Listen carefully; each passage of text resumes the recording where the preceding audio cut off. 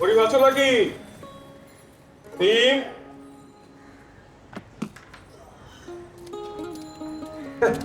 ভাই কেমন আছো? আছি ভাই, ভালো। তুমি কেমন আছো?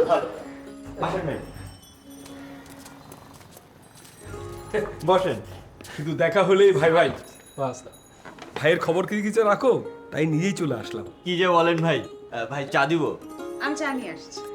আমি শুধু চা খেতে আসিনি, এবার একটা বড় দাবি নিয়ে এসেছি। দাবি? কি দাবি ভাই? এবার আমি ইলেকশন করছি। বাহ, এলাকার উন্নয়নের দায়িত্ব তো আমাদেরকে নিতে হবে। ছোট ভাইদের ভোট না পেলে জিততে তো পারবো না। অবশ্যই ভাই। আপনি কোনো চিন্তা করবেন না, আমরা সবাই আপনার পাশেই থাকবো। অবশ্যই। এই যে এলাকার রাস্তাঘাট, ছেলেপুলেদের খেলার মাঠ আর তোমাদের ব্যবসা বাণিজ্য, একবার যদি জিততে পারি সব ঠিক করে দেবো।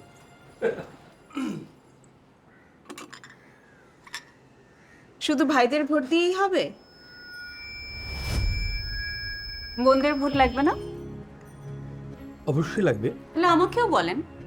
মেয়েদের নিরাপত্তা, শিক্ষা, ন্যায় বিচার, কর্মক্ষেত্রে সমান সুযোগ, এসব নিয়ে কি ভাবছেন? দেশের জনসংখ্যার 51% নারী। আমাদের পেছনে ফেলে গণতন্ত্র নিশ্চিত করতে পারবেন? এ ব্যাপারে আমরা একটা সিদ্ধান্ত নেবই।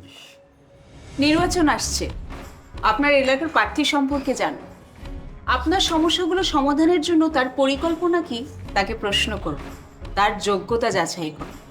আমাদের ভোটেই আসবে পরিবর্তন।